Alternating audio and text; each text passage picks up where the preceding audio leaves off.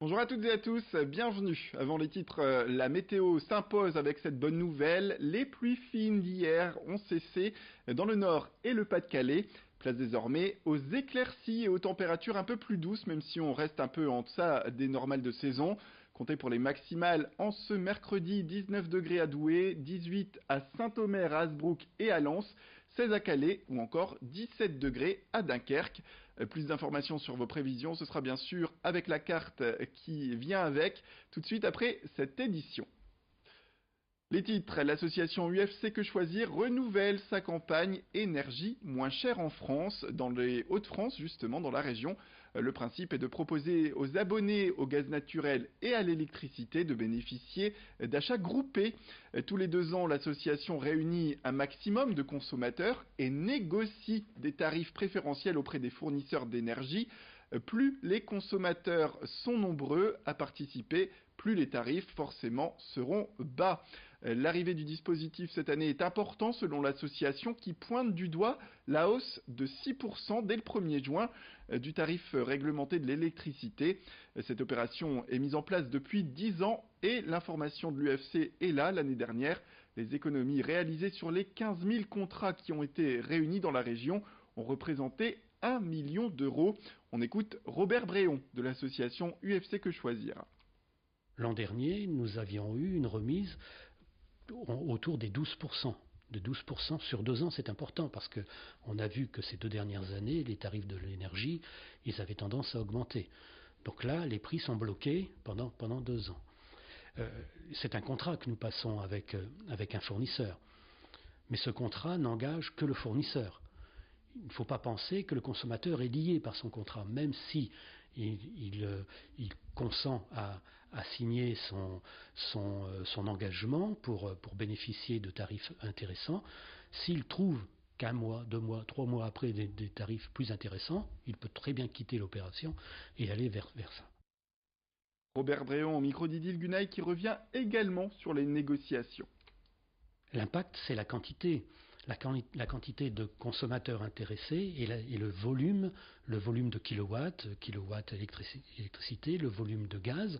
Donc effectivement, on va demander à chaque consommateur qui va s'inscrire sa consommation annuelle pour pouvoir l'additionner et pour que en septembre, on puisse dire aux fournisseurs, voilà, nous représentons 150 000 clients potentiels, 150 000 clients potentiels.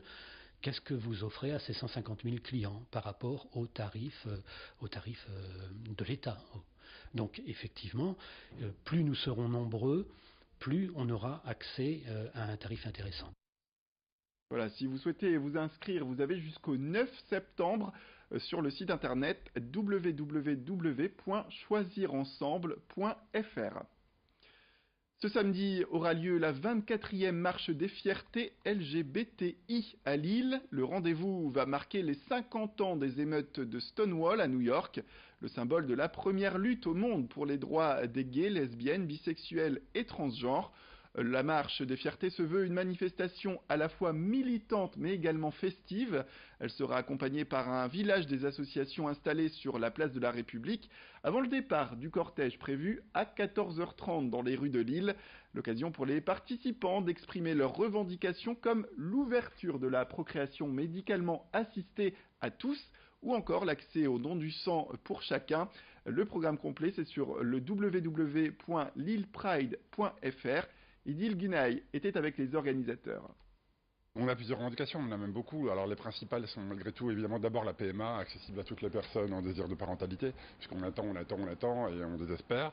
Donc on est impatient qu'on nous la propose, que l'égalité soit enfin réelle. L'accueil respectueux et digne de toutes les migrantes et tous les migrants, LGBT mais pas que. On ne peut pas parler de tri quand on parle d'humain, c'est pas possible, il faut que le gouvernement se réveille là-dessus. Troisième point, l'égalité des droits pour les personnes trans, l'évolution des droits pour les personnes trans, parce qu'on en parle moins, mais ça avance très peu en réalité, donc il faut que ça avance encore bien plus. Ici à Lille, on est une ville vraiment trans-friendly où les choses se passent plutôt bien pour les personnes trans, mais c'est pas le cas partout. Ce dimanche 9 juin sera un jour important pour la famille Desfontaines-Maes qui organise une cousinade géante. Ce sera le dimanche de la Pentecôte, ça se passera dans un lieu tenu secret, mais ça se passera dans la région.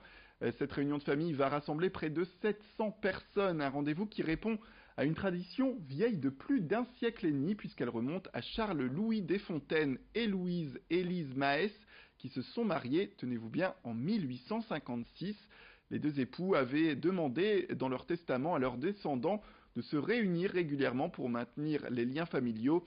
Nous nous sommes rendus à M à la rencontre d'Anne-Chantal Crombé, l'arrière-petite-fille de Charles-Louis Desfontaines et de Louise Élise Maes. Elle était au micro d'Idil Gunaï. Nous sommes descendants, tous les cousins de Charles-Louis Desfontaines et Louise Élise Maes qui se sont mariés en 1856. Et ce Charles-Louis, dans son testament, a demandé que ses descendants continuent à se voir régulièrement et à avoir une grande solidarité entre eux. Donc ces six fils se sont vus régulièrement, ils ont transmis ça à leurs enfants et cela perdure grâce à quelques cousins maintenant disparus qui ont maintenu cet esprit. Tous les ans, on se retrouve pour une messe pour nos défunts, mais tous les 4 ans, il y a une grande cousinade où tout le monde, le plus possible, essaie de venir. La dernière fois, nous étions 670, il y a 4 ans. Et on termine avec Alicia Sanfilippo sur notre plateau qui va vous donner des bonnes idées sorties pour ce jeudi de l'Ascension à venir dans la métropole lilloise. Des expos, de la nature et de la pétanque, c'est ce qui est au programme de ce jeudi d'Ascension dans la métropole lilloise. La plupart des musées seront ouverts. À la gare Saint-Sauveur, place aux expositions Montmartre et la Déesse Verte dans le cadre de l'édition Eldorado de l'île 3000. Vous pouvez aussi tester l'exposition Eldorama au Trépostale ou bien vous rendre au Palais des Beaux-Arts pour découvrir de nouvelles pépites artistiques. Et pour ceux qui ne sont pas très arts, on vous conseille d'aller au Zoo de Lille, qui est maintenant gratuit pour les habitants de la ville, mais aussi pour ceux d'Elem ou de l'Homme, munis du pass Zoo.